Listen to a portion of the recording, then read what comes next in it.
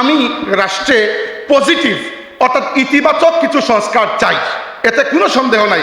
আমরা চাই না আমাদের রাষ্ট্রে আর কখনো গুম ফিরে আসবে, যে রাষ্ট্র এত মহাপরাক্রমশালী হয়ে যাবে যে কাউকে তার পরিবারকে না জানিয়ে পুলিশের নামে, ডিবির নামে, র্যাবের নামে, অন্য কোনো নামে কেউ ধরে নিয়ে যাবে, এরপরে 12 বছর 15 বছর পর্যন্ত কোনো খোঁজ পাওয়া যাবে না এই ব্যক্তি আছে কি মরেছে। আমরা যদি আমাদের রাষ্ট্রে মানুষের মর্যাদা দিতে না পারি, তাইলে এই রাষ্ট্রে ইসলাম কখনো আমরা নিয়ে আসতে পারবো না। রাষ্ট্র যদি মহাপরাক্রমশালী হয়ে যায়, তাহলে কালকে আপনার ঘর থেকে যে কেউ এসে আপনাকে বিনা ওয়ারেন্টে তুলে নিয়ে যাবে। আবার জনগণ যদি এত বেশি শক্তিশালী হয়ে যায়, তাইলে রাষ্ট্র হয়ে যাবে একটা রাবার স্ট্যাম্প গভর্নমেন্ট। এরকম রাষ্ট্র আমরা চাই না, কারণ রাষ্ট্র যদি এত দুর্বল হয়ে যায়, তাইলে অন্য জাতি আমাদের উপর আধিপত্য বিস্তার করবে। আমরা এমন একটা জাতি হয়ে মধ্যখানে আবির্ভূত হয়েছি যারা নানা ধরনের আধিপত্যবাদের একেবারে চোখের সামনে অবস্থান করছি। আমরা যদি মর্যাদাবান একটা জাতি হয়ে নিজেদেরকে প্রকাশ করতে না পারি, পৃথিবীর যে কোনো পরাশক্তি আমাদেরকে গ্রাস করে ফেলবে। দুনিয়াতে এখন কোনো ন্যায় নীতি নাই, দুনিয়া চলছে জুর যার মুল্লুক তার। অতএব আমরা এই মুসলমানের রাষ্ট্রটিকে এইরকম একটা ফাংশনিং, শক্তিশালী, কার্যকর এবং সফল রাষ্ট্র হিসাবে দেখতে চাই, যে রাষ্ট্রটি আগামীর দুনিয়াতে ইসলামের এবং মুসলমানদের নেতৃত্ব দেওয়ার জন্য একটা যোগ্য ক্যান্ডিডেট হয়ে উঠবে ইনশাআল্লাহ। বেশ কিছুদিন ধরে একটা ভাবনা আমার মনের মধ্যে প্রতিনিয়ত আলোড়ন সৃষ্টি করছে। আপনাদের ভাই হিসাবে এটা আপনাদের সাথে শেয়ার করাকে আমি আমার একটা নৈতিক দায়িত্ব মনে করছি।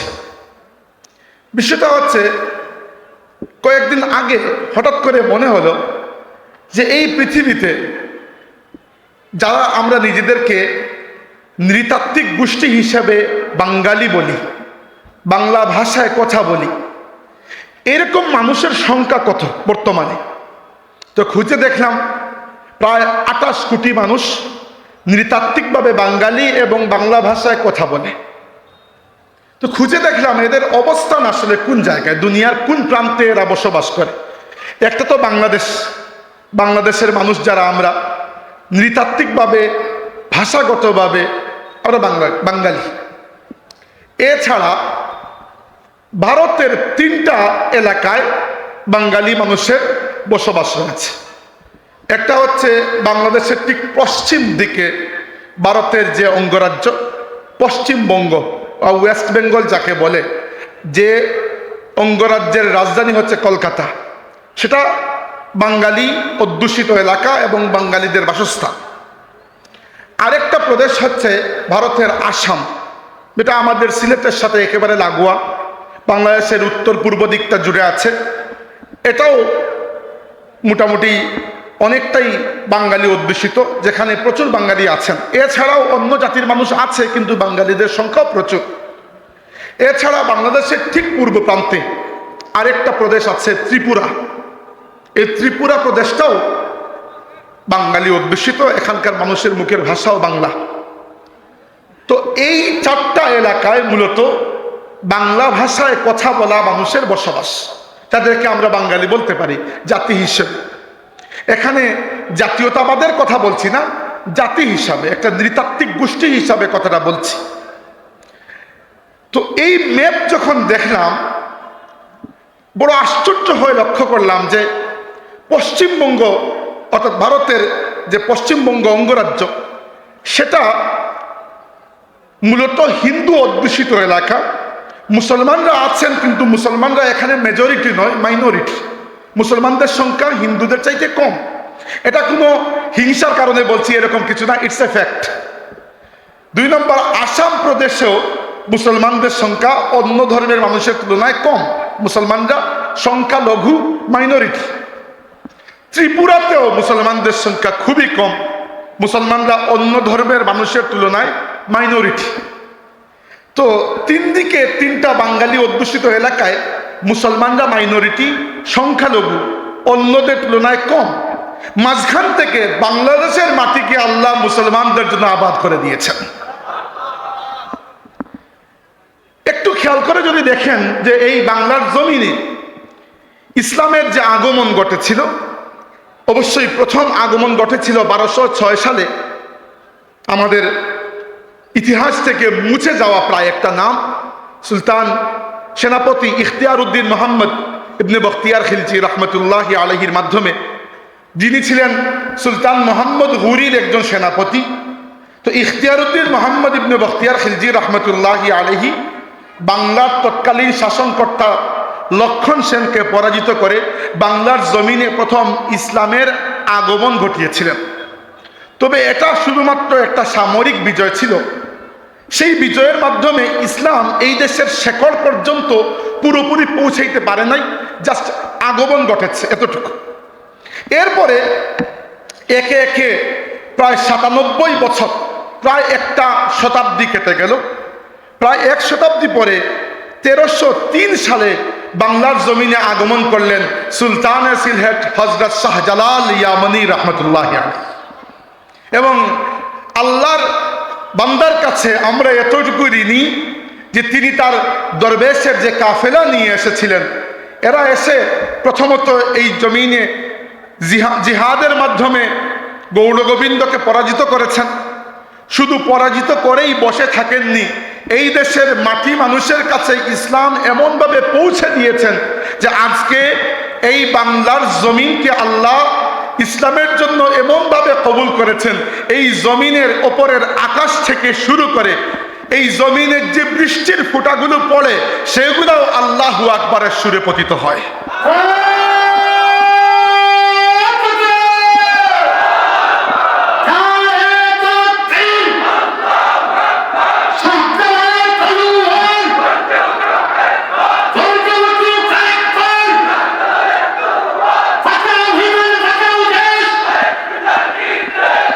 সম্মানিত হাজিরিন, বাদবাকি স্লোগান এগুলো তো ঠিক আছে, কিন্তু আমি ওয়াদা করে এসেছি নিজের সাথে যে বেশি চিৎকার করব না, কারণ চিৎকার করলে কিছু কথা বুঝাইতে চাই, এগুলো বুঝাতে পারবো না। এগুলো বুঝানো আপনাদেরকে জরুরি। একটু বুঝানো বলতে মনে করবেন না আমি শিক্ষক হয়ে এসেছি, আমি আপনাদের ভাই হয়ে এসেছি। কিছু অ্যানালাইসিস আমার আছে যেগুলো আমি চাই আপনারা বুঝবেন। হ্যাঁ, মিছিল মিটিং ঠিক আছে, এগুলোর সাথে চলবে, কারণ এগুলো আমাদের ওয়াজ মাহফিলের সংস্কৃতির মধ্যেই একটা সংস্কৃতি। এবং সময় যেটা এসেছে আমাদের ইসলামী সংস্কৃতির প্রত্যেকটা হরফে হরফে আমাদেরকে ধারণ করে রাখতে হবে, কোনো একটা জিনিসও ছেড়ে দেওয়ার কোনো উপায় নাই। তো আজকে দেখেন সামনে বাংলাদেশের নির্বাচন আসছে, অতএব রাজনৈতিক বক্তব্য দেওয়ার সুযোগ নাই, আমি নিজে রাজনৈতিক ব্যক্তিও নই। তবে বাংলাদেশের একজন মুসলমান তো আমি, বাংলাদেশের একজন মুসলমান হিসাবে কিছু মনের কথা আপনাদের সাথে শেয়ার করতেই পারি, যেগুলাকে রাজনৈতিক বক্তব্য মনে করবেন না, কাউকে এন্ডোর্স করার জন্য আসি নাই। শুধুমাত্র মনে রাখবেন এই কথাগুলো, যে বাংলাদেশের একজন সচেতন নাগরিক, একজন মুসলমান হিসাবে এই কথাগুলোর ব্যাপারে আমাদের নিজস্ব কিছু ভাবনা থাকা প্রয়োজন। প্রথমত, এই পৃথিবীতে বর্তমানে মুসলমানদের পতাকা উঠছে না। প্রায় 150 বছর ধরে আমাদের পতাকাটা অনেকটা অস্তমিত। আমাদের সূর্য থেকে 1250 বছর যে কিরণ ছড়িয়েছিল, গত 150 বছরে সেই কিরণটা অনেকটাই ম্লান হয়ে আছে। কিন্তু ম্লান হয়ে আছে মানেই যে আমরা হতাশ হয়ে বসে থাকবো এরকম না। অন্ততপক্ষে আমার মতো আশাবাদী মানুষ, আমি জীবনেও কখনো আশা ছাড়বো না, যে আমি জানি এই জমিন শুধু নয়, আল্লাহর সৃষ্টির এই বিশাল দুনিয়ার জমিনে একদিন আমার নবী সাল্লাল্লাহু আলাইহি সাল্লামের আনিত দিন বিজয়ী হবে ইনশাআল্লাহ। তবে তার জন্য কিছু কাজ আমাদেরকে করতে হবে, সেই কাজগুলোর ব্যাপারে কিছু কথা বলছি। আমাদের বাংলাদেশের, এবং কোনো সন্দেহ নাই, প্রথমেই বলে রাখি যে আমাদের বাংলাদেশকে আমরা ভালোবাসি। যদিও একটা কথা বলা হয় যে দেশপ্রেম ইমানের অঙ্গ, এটা একটা হাদিস, আসলে এটা হাদিস নয়, এটা হাদিস নয়, অতএব হাদিস মনে করার দরকার নাই। কিন্তু কথাটা যে একেবারে খারাপ তা নয়, ইমানের অঙ্গ নয় ঠিক আছে, কিন্তু দেশপ্রেম মুঠেও যদি আপনার মনের মধ্যে না থাকে, আপনার নিজের জাতির জন্য কোনো কাজ আপনি করতে পারবেন না। এই জন্য দেশপ্রেম থাকা দরকার, ইমানের অঙ্গ মনে করার দরকার নাই। ইমানের অঙ্গ বলে যে হাদিসটা বলা হয়, এটা আসলে হাদিস নয়, এটা একটা প্রবাদ। এই হাদিস, এটাকে হাদিস বলাটা একটা ভুল। তো আমি যেটা মনে করি আপনাদের সাথে আলোচনা করতে চাই সেটা হচ্ছে আমাদের দেশে এবং সারা বিশ্বে প্রচলিত যে রাজনৈতিক ব্যবস্থা আছে, যাকে আমরা গণতন্ত্র বলি, সেই গণতন্ত্র দিয়ে এই দেশের জমিনে এবং দুনিয়ার কোনো জায়গায় ইসলাম কায়েম করা সম্ভব নয়। তবে গণতন্ত্রকে আমি এক বাক্যে হারাম বলে দেব, এত বড় মুফতিও আমি নই। হালাল হারাম ফতোয়া আপাতত কতক্ষণের জন্য আমরা দূরে রাখি, এইগুলো আমাদের বরেণ্য মুফতি যারা আছেন, আমাদের মাথার তাজ যারা আছেন, তাদের ফতোয়া আমরা মেনে চলবো। কিন্তু হালাল হারামের ফতোয়া আপাতত বাদ দেন, আপাতত আমরা একটু সিম্পল টার্মে কথা বলি। গণতন্ত্র হচ্ছে এমন একটা জায়গা, যে জায়গায় একজন জ্ঞানী মানুষ এবং একজন মূর্খ মানুষের কথার একই দাম। কিন্তু আল্লাহ তাবারাকা ওয়া তাআলা কুরআনুল কারীমের মধ্যে একটা ইশারা দিয়ে রেখেছেন, যেখানে বোঝা যায় যে সমস্ত মানুষ সবসময় আপনাকে সঠিক রায় দিতে পারবে না, বরং সঠিক রায় তারা দেবে যাদেরকে আল্লাহ জ্ঞান দান করেছেন। আল্লাহ তার রাসূলকে বলেছেন, ওয়া ইন তুতি আকসারা মান ফিল আরদি ইউদিল্লুকা আন সাবিলিল্লাহ। ইয়া রাসূলুল্লাহ, আপনি যদি দুনিয়ার বেশিরভাগ মানুষের কথা মানতে যান, এরা আপনাকে আল্লাহর পথ থেকে গুমরা করে দেবে। কেন? ইন্নাত্তাবিউনা ইল্লা যান্না, বেশিরভাগ মানুষ ধারণার ভিত্তিতে চলে। বাংলাদেশে যখন যেটার হুজুগ উঠে ওইটার পেছনে বেশিরভাগ মানুষ চলেন। তবে আমি চাই এটা যে আমার বয়সী, আমার চাইতে 2 বছর বড়, 2 বছর ছোট, এই যে একটা জেনারেশন আমরা পার করছি, আমরা একটা হুজুগে জেনারেশন হয়ে থাকতে চাই না। আমরা যেহেতু আমাদের দেশকে ভালোবাসি, আমরা যেহেতু আল্লাহর দিনের ফেরিওয়ালা, অতএব আমরা আল্লাহর জমিনে আল্লাহর দিনকে কিভাবে বাস্তবায়ন করা যায়, পরিবারে, সংস্কৃতিতে, সমাজে, আইনে, বিচারে, সব জায়গায় সেই চেষ্টা আমাদের করে যেতে হবে। অতএব ধারণার ভিত্তিতে চলা যাবে না। এখন দেখেন, আমাদের বড়রা বক্তব্য দিয়েছেন, দিক নির্দেশনা আপনারা পেয়েছেন। আমি দিক নির্দেশনার এই বয়সও নাই, এই যোগ্যতাও নাই। তবুও কিছু কথা, যে গত বছর দেড়েক হয়ে গেল বাংলাদেশ একটা বড় পরিবর্তনের মধ্য দিয়ে গিয়েছে। এই পরিবর্তনটা কি জন্য এসেছে? যে আমাদের রাষ্ট্র এবং সেই রাষ্ট্র পরিচালনার দায়িত্বে থাকা যে সরকার ছিল, তারা ক্ষমতাকে এতটুকু অপব্যবহার করেছিল যে মানুষের নাবিশ্বাস চলে এসেছিল। এটা একটা কারণ। আরো বহু কারণ আছে, তবে এইটা পরবর্তীতে অনেক বেশি ট্রিগার করেছে মানুষকে রাস্তায় নামতে। তো এরপরে গত 1.5 বছরে আমাদের সমাজে, আমাদের রাষ্ট্রে অনেক কথা হয়েছে যে আমরা রাষ্ট্রের সংস্কার চাই। এবং আমি কোনো ধরনের রাগঢাক না রেখেই বলছি, আমি রাষ্ট্রে পজিটিভ অর্থাৎ ইতিবাচক কিছু সংস্কার চাই, এতে কোনো সন্দেহ নাই। আমরা চাই না আমাদের রাষ্ট্রে আর কখনো গুম ফিরে আসবে, যে রাষ্ট্র এত মহাপরাক্রমশালী হয়ে যাবে যে কাউকে তার পরিবারকে না জানিয়ে পুলিশের নামে, ডিবির নামে, র্যাবের নামে, অন্য কোনো নামে কেউ ধরে নিয়ে যাবে।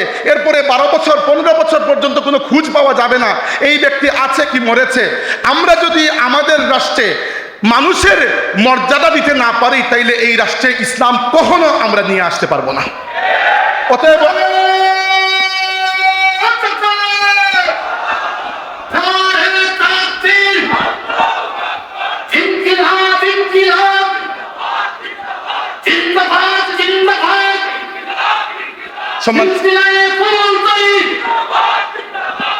সম্মানিত হাজিরিন, এই কথাটা এজন্য বললাম যে গত সরকারের আমলে বাংলাদেশ পুলিশের একজন আইজিপি ছিলেন বেনজির আহমেদ, নাম ধরেই বলছি।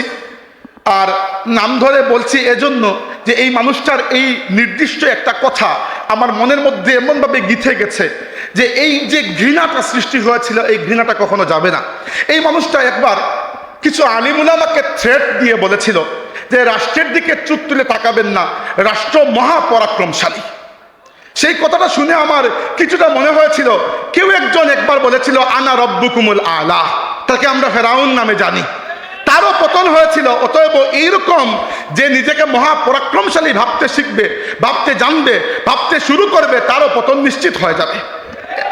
2 নম্বর বিষয় হচ্ছে, এই সংস্কারের কথা যখন বললাম তখন আরো কিছু কথা বলে কথাটাকে এগুতে চাই। সেটা হচ্ছে যে আমরা চাই এমন একটা রাষ্ট্র ব্যবস্থা যেখানে রাষ্ট্র এবং জনগণের মধ্যে ক্ষমতার একটা ব্যালেন্স থাকবে। এবং ইসলাম কখনো ইনসাফ ছাড়া কায়েম হয় না। যে সমাজ ইনসাফ থেকে মুক্ত, সেই সমাজ অন্য কিছুর স্বপ্ন দেখাও ভুল, সেই সমাজে ইসলামের স্বপ্ন দেখাও ভুল, যদি সেই সমাজের মধ্যে ইনসাফ না থাকে। এখন রাষ্ট্র যদি মহাপরাক্রমশালী হয়ে যায়, তাহলে কালকে আপনার ঘর থেকে যে কেউ এসে আপনাকে বিনা ওয়ারেন্টে তুলে নিয়ে যাবে।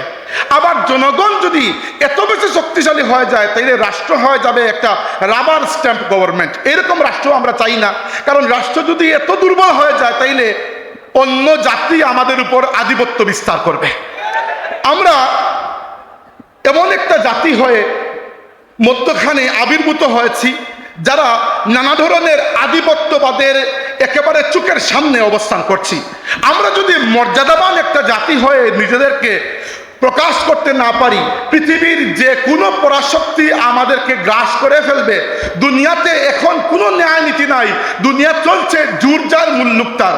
অতএব আমরা এই মুসলমানের রাষ্ট্রটিকে এইরকম একটা ফাংশনিং, শক্তিশালী, কার্যকর এবং সফল রাষ্ট্র হিসাবে দেখতে চাই, যে রাষ্ট্রটি আগামীর দুনিয়াতে ইসলামের এবং মুসলমানদের নেতৃত্ব দেওয়ার জন্য একটা যোগ্য ক্যান্ডিডেট হয়ে উঠবে ইনশাআল্লাহ।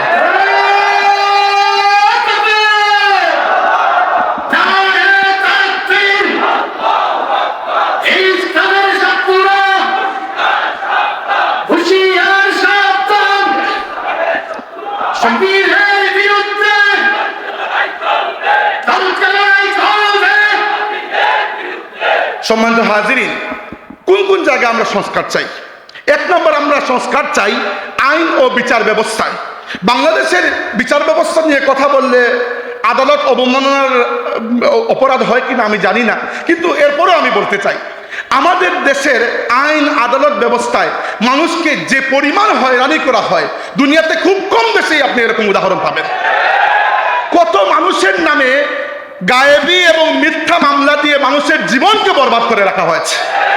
তো আমাদের এত বড় বড় গণ আন্দোলন, বাংলাদেশের উপর দিয়ে কম আন্দোলন যায় নাই।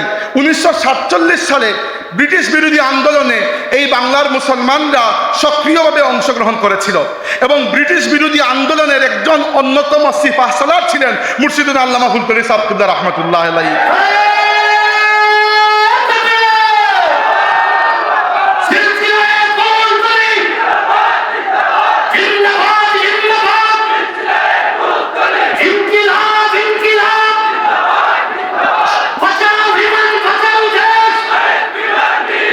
সম্মানিত হাজিরিন, এই বিচার ব্যবস্থায় সংস্কার যদি না হয়, তাইলে আন্দাজি সংস্কারের নামে কোনো ঢং করার প্রয়োজন নাই, দরকারও নাই। দুই নম্বর সংস্কারটা আমরা চাই, আমি আগেই বলেছি, রাষ্ট্র এবং জনগণের মধ্যে ক্ষমতার একটা ব্যালেন্স চাই। কিরকম ব্যালেন্স চাই? পৃথিবীতে দুইটা বড় বড় পরিবর্তন এসেছিল, দুইটা বড় বড় বিপ্লব এসেছিল। এর মধ্যে একটা, এই বিপ্লবগুলো আধুনিক যুগের বিপ্লব, আগে আরও এসেছিল। এর মধ্যে একটা বিপ্লব ছিল ফরাসি বিপ্লব, যেটা ফ্রান্সে এসেছিল। আর আরেকটা বড় পরিবর্তন এসেছিল আমেরিকায়, যখন আমেরিকা নিজের স্বাধীনতা ঘোষণা করে এবং তাদের ডিক্লারেশন অফ ইন্ডিপেন্ডেন্স এবং তাদের সংবিধান প্রণয়ন করে। আমেরিকা তাদের রাষ্ট্র এবং জনগণের মধ্যে ক্ষমতার একটা ব্যালেন্স করতে পেরেছিল, ফ্রান্সে সেটা হয় নাই। এজন্য অনেক বড় বড় ইতিহাসবিদ এবং সমাজ বিশ্লেষক ফ্রান্সের বিপ্লবকে পুরোপুরি সফল বলেন না, বরং আমেরিকার রাষ্ট্র গঠনকে সফল বলেন, কারণ ওই জায়গায় রাষ্ট্র এবং জনগণের মধ্যে ক্ষমতার ব্যালেন্স রয়েছে। রাষ্ট্র এবং জনগণের মধ্যে ক্ষমতার ব্যালেন্স আছে কিনা বুঝবেন কিভাবে? বুঝার একটাই উপায় আছে। আজকে যদি আপনার কোনো অধিকার কেউ হরণ করে, আপনি কি কোনো বড় মামা, চাচা, খালা এইগুলার উদাহরণ না দিয়ে আপনি কি সুবিচার পেতে পারেন? যদি পেতে পারেন, তাইলে আপনার রাষ্ট্র সফল, নাগরিক হিসাবে আপনি আপনার অধিকার পাচ্ছেন। আর যদি দেখা যায় যে এত পরিবর্তন, 47-এর ব্রিটিশ বিরোধী আন্দোলন, 71-এর মহান মুক্তিযুদ্ধ, 90-এর স্বৈরাচার বিরোধী আন্দোলন, 24-এর জুলাই বিপ্লব, এত কিছুর পরও একজন সাধারণ নাগরিক একটি অফিসে যায় একটা স্বাক্ষরের জন্য, যে একটা স্বাক্ষরে তার জীবনের অনেক কিছু যায় আসে, কিন্তু অফিসের বড় অফিসার এই অফিস থেকে তাকে ওই অফিসে, ওই অফিস থেকে ওই অফিসে ঘুরায়। সে যায় প্রশাসনের কাছে, সে যায় আইন শৃঙ্খলা রক্ষাকারী বাহিনীদের কাছে, এবং এরা তাকে ঠিকমতো সুবিচার পাইয়ে দেয় না, অথবা এদের ব্যবহার তার জন্য নাগরিক হিসাবে অবমাননা কর, তাহলে এত বড় বড় আন্দোলন দিয়ে কি হবে? আমরা চাই এই দেশের প্রত্যেকটা নাগরিক কোনো ধরনের রাজনৈতিক পরিচয় ছাড়াই কেবল নাগরিক হিসাবে এই দেশে সব সময় ন্যায় বিচার পাবে। এই সংস্কারটি আমরা চাই সবচেয়ে বেশি। 2 নম্বর আগেই বলেছি আমি বিচারের সংস্কার চাই। 3 নম্বর বাদবাকি রাজনৈতিক সংস্কারগুলো রাজনীতিবিদরা ভালো করে বুঝবেন, সেখানে আমার কোনো কথা নাই। আমি চলে আসছি আমার বক্তব্যের দ্বিতীয় অংশে। সেটা হচ্ছে বড় আশ্চর্যের বিষয়, পজিটিভ সংস্কার এখনো খুব বেশি হয় নাই, সম্ভবত নির্বাচনের পরে হতে পারে, আমি এত বেশি নিশ্চিত নই। কিন্তু একটা জায়গায় কিছু নেগেটিভ সংস্কার আমরা দেখতে পাচ্ছি। সেটা হচ্ছে বড় আশ্চর্যের বিষয়, গত সরকারের সময় যে কারণে সবচেয়ে বেশি আমরা আন্দোলন সংগ্রাম করলাম, সেটা হচ্ছে আমাদের পাঠ্য বইকে আমরা বাঙালি সংস্কৃতির নামে তথাকথিত হিন্দুত্ববাদের সংস্কৃতি থেকে পাক করব। এবং এই কথা দিয়ে কেউ বুঝবেন না এটা যে আমি আমাদের প্রতিবেশী হিন্দু ভাইদেরকে টার্গেট করে কোনো কথা বলছি। না, হিন্দু ধর্ম নিয়ে কথা নয়, কথা হচ্ছে হিন্দুত্ববাদ নিয়ে, যেটা একটা রাজনৈতিক মতবাদ, যেটা নরেন্দ্র মোদী গঙ্গের মতবাদ। এটা আমাদের দেশের হিন্দু ভাইদেরকে ছোট করার মতো কোনো কথা নয়। এই বাংলাদেশে যতটুকু আমার অধিকার রয়েছে রাজনৈতিক এবং আইনিভাবে ততটুকু তারও অধিকার রয়েছে। আমার কথা হচ্ছে বাংলাদেশের শিক্ষা ব্যবস্থার, বাংলাদেশের পাঠ্য বইয়ে যখন হিন্দুত্ববাদী বিভিন্ন সংস্কৃতিকে বাংলা সংস্কৃতি এবং বাঙালি সংস্কৃতির 1000 বছরের কালচার বলে প্রবেশ করানো হয়েছিল, তখন আমরা আন্দোলন করেছিলাম না? করেছিলাম। অথচ আজকে দেখছি এইটা কিছুটা বাদ গেছে। এর পরিবর্তে আমাদের বইপত্রের মধ্যে ওয়াহাবি নজদি আকীদাকে প্রবেশ করানো হচ্ছে। এবং এটা কোনো লুকায়িত কথা নয়। আপনি আজকে গিয়ে ক্লাস 6, 7, 8, 9, 10 মাদ্রাসার বইগুলা, এর মধ্যে একটা বই হয়তো বাদ যাইতে পারে, একটা ক্লাস, বাদ বাকি বেশিরভাগ ক্লাসের বই আমি নিজে দেখেছি। সেই ক্লাসের বইগুলোর মধ্যে বিশেষ করে আকাইদ এবং ফিকহের বই খুলে দেখবেন, সেখান থেকে রাসূলুল্লাহ সাল্লাল্লাহু আলাইহি ওয়াসাল্লামকে মহব্বত করার জন্য যে একটা বাক্য ছিল, আল্লাহর রাসূলকে মহব্বত করা জরুরি, এই বাক্যটিকে কে জানি কেটে বাদ দিয়ে দিচ্ছে। 2 নম্বর, আল্লাহর রাসূলের রওদায়ে আতহার মদিনা মুনাওয়ারা এবং মদিনা মুনাওয়ারার মধ্যে বিভিন্ন জিয়ারতের স্থান যেগুলো আমাদের জন্য এক একটা মুকাদ্দাসাত, সেইগুলো জিয়ারতের পুরো অধ্যায়কেই বাদ দেওয়া হয়েছে। 3 নম্বর, তরিকত এবং তাসাউফ বলতে যা কিছু আছে সবই বাদ দেওয়া হয়েছে। 4 নম্বর, আল্লাহর রাসূলের ওসিলা নিয়ে দোয়া করার এই পাঠটাকে অথবা এই অংশটাকেও বাদ দেওয়া হয়েছে। বাংলাদেশে 1.5 বছর হয়ে গেল, এত বড় একটা গণ অভ্যুত্থান হলো, আমরা মনে করলাম আলহামদুলিল্লাহ পজিটিভ কিছু পরিবর্তন আসবে, ইতিবাচকভাবে রাষ্ট্রের সংস্কার হবে, আমরা সংস্কারের পক্ষে। ইতিবাচক সংস্কারের টিকিটাও এখানে দেখলাম না, এর মধ্যে নেগেটিভ সংস্কার চলে আসলো। কে জানি আমাদের বইতে সুন্নি আকীদাকে পরিবর্তন করে ওয়াহাবি আকীদা প্রবেশের একটা পায়তারা করছে। এই পায়তারার আমরা তীব্র নিন্দা জ্ঞাপন করি।